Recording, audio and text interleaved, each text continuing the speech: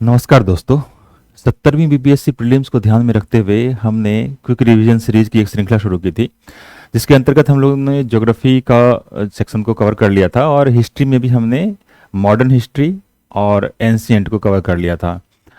उसी सीरीज में आज हम अ, मध्यकालीन भारत जो है, पूर्व मध्यकाल और उत्तर मध्यकाल, उसको कवर करने की कोशिश करेंगे।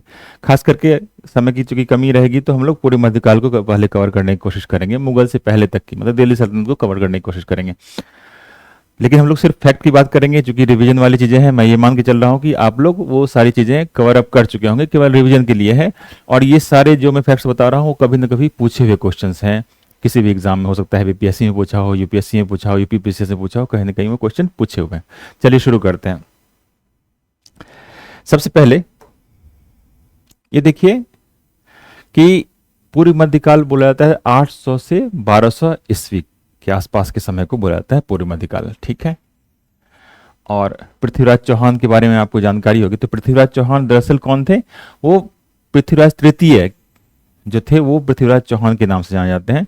और इन्हीं के दरबार में चंदवर दाई नाम के एक कवि रहते थे, जिन्होंने पृथ्वीराज रासो की रचना की थी। ये पृथ्वीराज रासो दरअसल पृथ्वीराज चौहान की एक तरह से जीवनी के टाइप से है।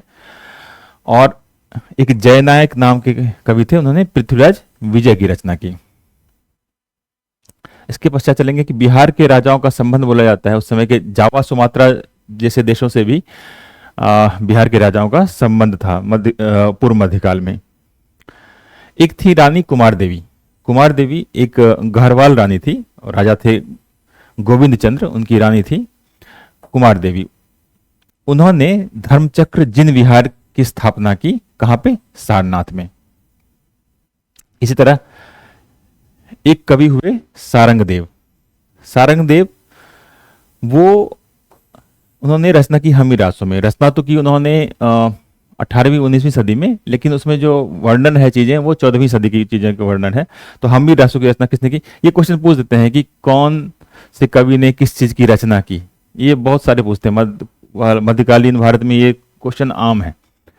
तो हमीरासों की रचना सारंगदेव ने की। और इस हमीरासों में चौहानों के बारे में बताया गया है और ये बताया गया कि उनकी उत्पत्ति कैसे हुई। तो ये बोला गया कि सूर्यवंशी हैं, दरअसल वो चौहान वंश के जो शासक हैं सूर्यवंशी हैं। और ये हमीरासों में पता चलता है। और हमीरासों की रचना किसने की? सारंगदेव ने रचना की, ठीक है। अब आगे चलिए।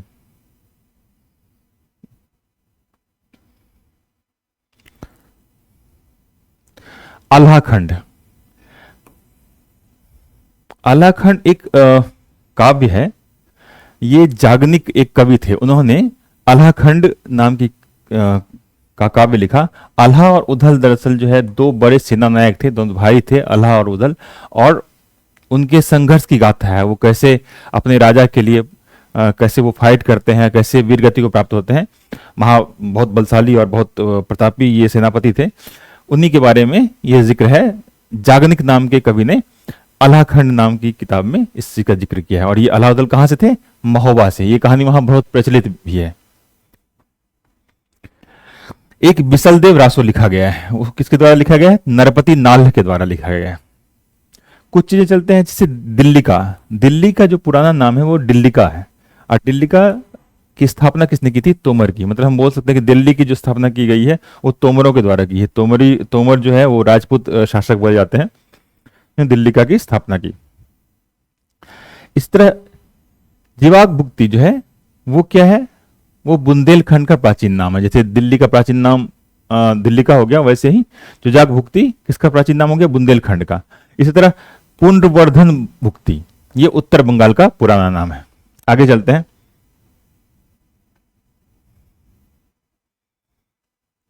अब देखिए, पाल वंश के शासकों के बारे में कुछ जानते हैं। पाल वंश आज के जो बंगाल वाला जो पोर्शन है उसमें, और कुछ पोर्शन बिहार वाला भी, झारखंड वाला जो खास करके पोर्शन है, तो वहाँ पे पाल वंश थे। और इसके संस्थापक कौन थे? तो गोपाल नाम के राजा थे, उन्होंने इसकी स्थापना की थी पाल वंश की। और एक धर्मपाल उनके एक प्रतापी राजा हुए, जिन्होंने सोमपुर महाविद्यालय, ये अभी बांग्लादेश में पड़ेगा, सोमपुर महाविद्यालय की स्थापना की, महाविहार की स्थापना की, सॉरी। और विक्रमशिला विश्वविद्यालय जो भागलपुर में है, अभी भी है ही विक्रमशिला विश्वविद्यालय, तो वो उस समय स्थापना की गई थी धर्मपाल के द्वारा। पाल वंश के शासक थे ये लोग। एक कुमारपाल नाम के भी एक शासक हुए, जिनके दरबार में हेमचंद्र नाम के एक जैन विद्वान रहा करते थे। हेमचंद्र नाम ध्यान रखिएगा, पूछ देते हैं कि हेमचंद्र किसके दरबार में रहते थे, या ये पूछ देंगे कि कुमारपाल किस वंश का शासक था। तो इस तरह क्वेश्चन पूछते हैं। आगे चलिए, फिर राष्ट्रकूटों के बारे में बात करते हैं। राष्ट्रकूट भी एक राजवंश है जिसकी स्थापना दंतीदुर्ग द्वारा की गई। दंतीदुर्ग के द्वारा एक हिरण्यगर्भ नाम का एक अनुष्ठान भी कराया गया। पूछते हैं कि हिरण्यगर्भ क्या है, तो ये एक टाइप का अनुष्ठान है जिसके थ्रू दंतीदुर्ग ने अपने आप को क्षत्रिय घोषित किया और उन्होंने स्थापना की थी राष्ट्रकूट वंश की। राष्ट्रकूट के ही एक प्रतापी राजा हुए अमोघवर्ष, और ये बोला जाता है कि इनका जन्म जो है वो सैनिक छावनी में हुआ था। फैक्ट्स पूछते हैं कभी कभी। आगे चलिए, लक्ष्मण सेन एक शासक हैं। उन्होंने एक नया संवत जारी किया, जैसे ईस्वी संवत है उसी तरह के लक्ष्मण संवत नाम से 11वीं सदी के आसपास में उन्होंने ये जारी किया। लक्ष्मण सेन ने नया संवत जारी किया।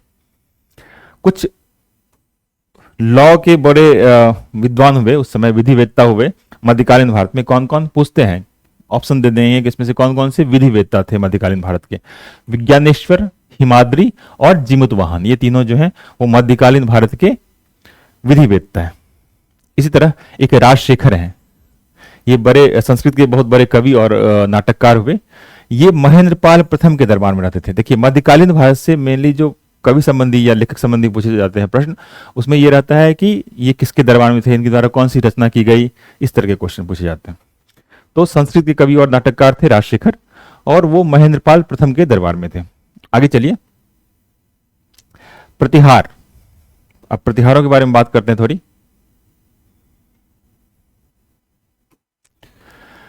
प्रतिहार वंश, जैसे मैंने आपको बताया अभी, तोमरों के बारे में बताया, राष्ट्रकूट के बारे में बताया, पाल के बारे में बताया, वैसे ही प्रतिहार। दरअसल पाल प्रतिहार ये दो वंश है ना, बहुत मध्यकालीन भारत के बड़े संघर्ष एक्चुअली रहा है। पाल में, प्रतिहार में और राष्ट्रकूट में, इन तीनों के बीच में संघर्ष रहा है।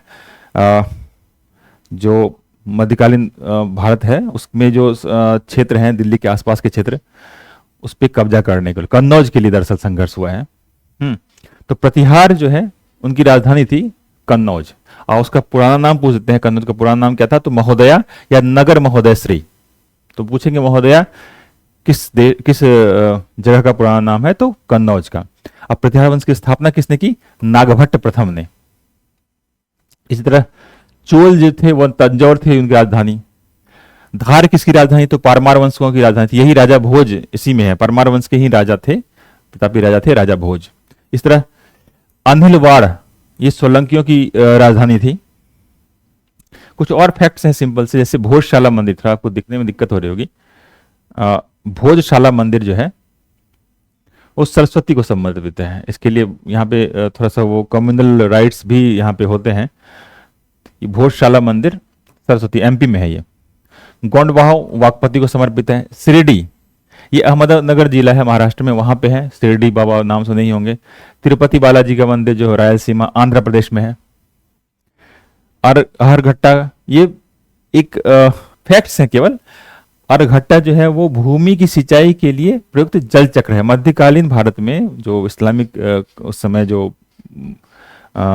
भारत है, उस समय अरघट्टा नाम का एक पर्शियन इंस्ट्रूमेंट है, वो जल चक्र है भूमि की सिंचाई के लिए। ठीक है, आगे चलिए। खंभात में तोड़ी गई मस्जिद के पुनर्निर्माण के लिए आर्थिक सहायता जयसिंह सिद्धराम ने दिया था। एक मस्जिद तोड़ी गई थी खंभात में, आजकल भी देते हैं। टीपू सुल्तान ने भी मरम्मत के लिए दिया था, मंदिर के मरम्मत के लिए दिया था। उस तरह जयसिंह सिद्धराम थे, उन्होंने मस्जिद तोड़ी गई मस्जिद के लिए पुनर्निर्माण के लिए आर्थिक सहायता दिया था। अब और आगे बढ़ते हैं मध्यकालीन भारत में।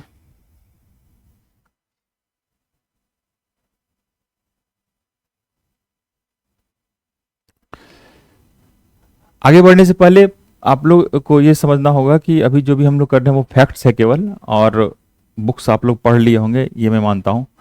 और मध्यकालीन भारत में और आगे की चीज़ें जो है वो हम लोग नेक्स्ट क्लास में कर लेंगे। ठीक है, थैंक यू, धन्यवाद।